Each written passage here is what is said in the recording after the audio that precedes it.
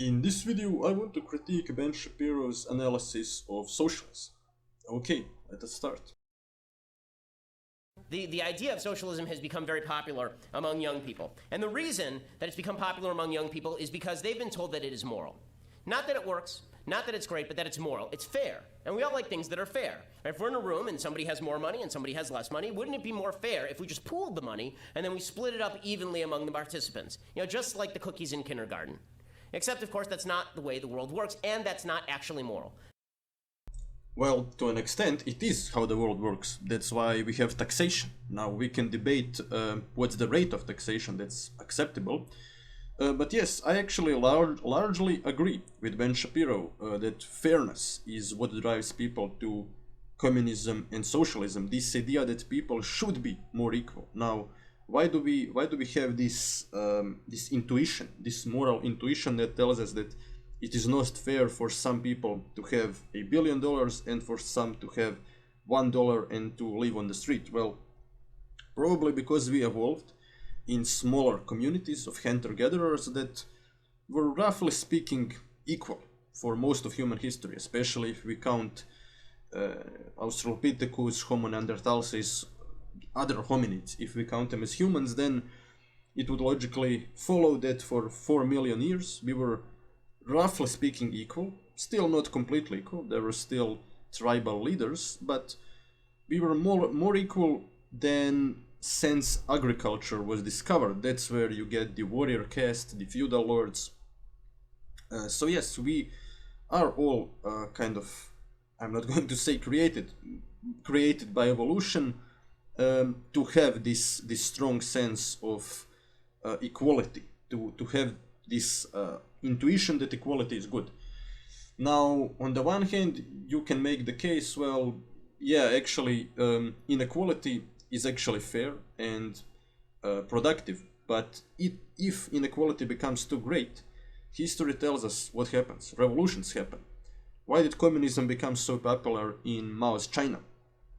Because the feudal lords that had all the wealth, all the money, all the land, they paid zero in taxes. Zero, while the peasants often had to give 80% of all they produce to the warlords, to the very same feudal lords that were collecting taxation, and if you couldn't pay, then they would take your daughters as sex slaves. So the thing is, if you don't address inequality, entire society will crumble and go to shit. And some would argue that one of the reasons why America is becoming so unstable is precisely because inequality. There are, of course, other reasons, but okay, let us continue. Because in a free country, wealth and the capacity to gain it is largely contingent on the decisions that you make. It doesn't just fall upon you. Most wealth in the United States is not inherited. Most wealth in the United States is created over the course of lifetimes by people who engage in economic activity and commerce. Capitalism is good because capitalism is freedom. Socialism is bad because socialism is tyranny. Aspirin. Price? $3.40. Oh, please.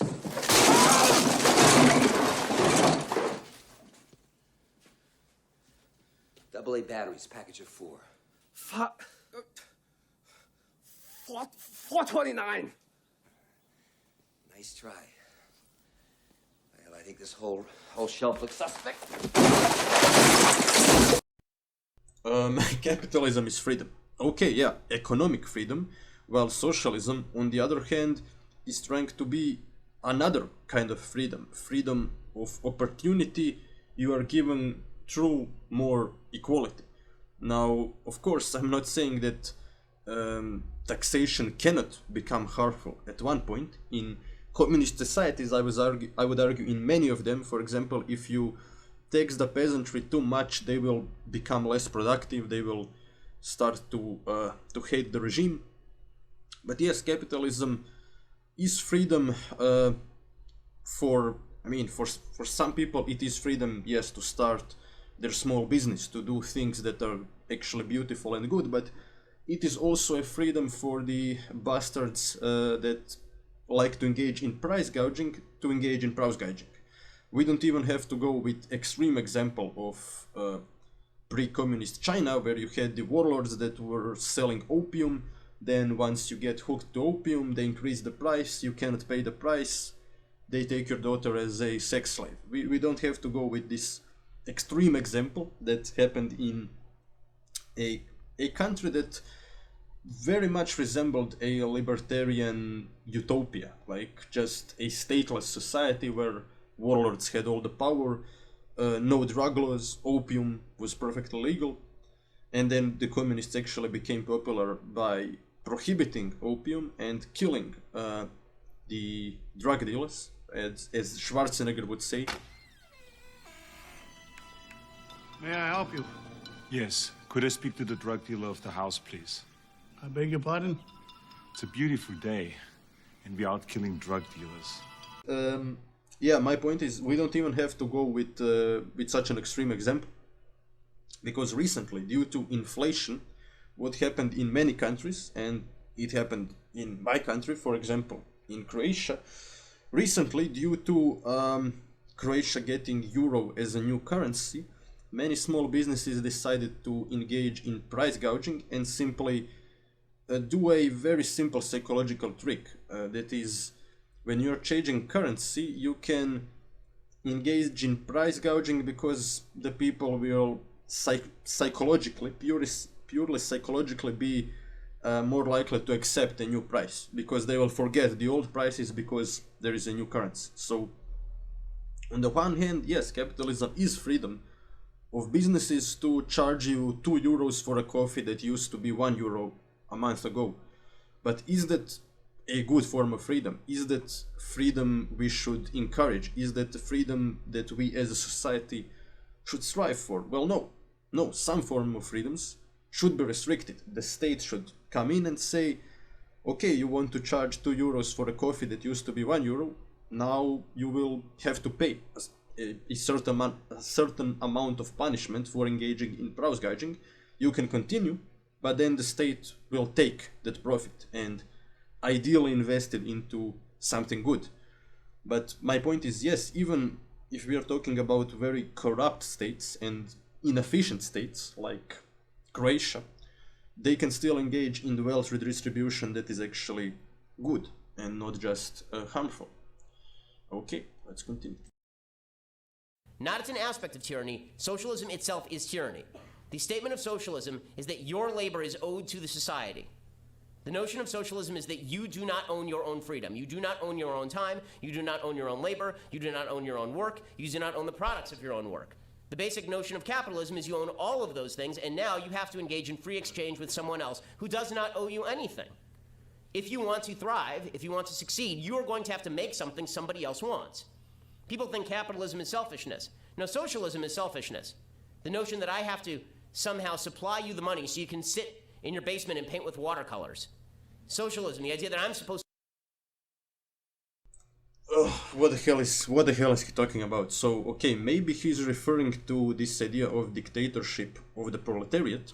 That is the state in which, okay, there is less freedom, and yes, in that phase, which is, by the way, pretty much the only phase that communist societies managed to produce, with some exceptions, like the kibbutz in Israel, and some experiments in Yugoslavia, but okay, I'll have a separate video about that.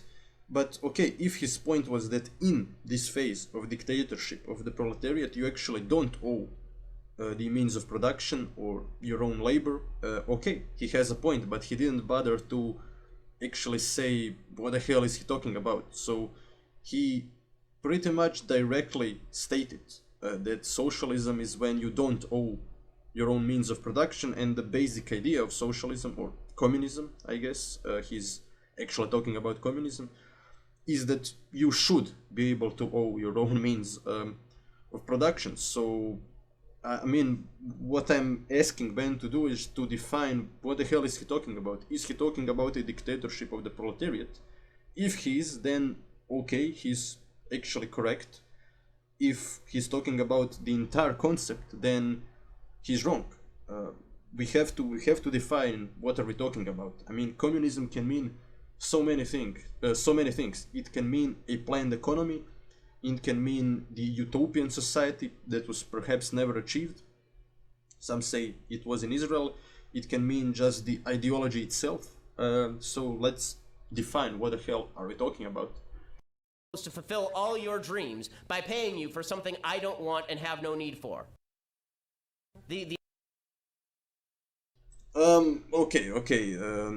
Yeah, I think we should end on a note of let's define what the hell are we what the hell are we talking about. Let's be precise in our language, as Jordan Peterson would say. Okay, don't forget to like, share, and subscribe if you liked this video.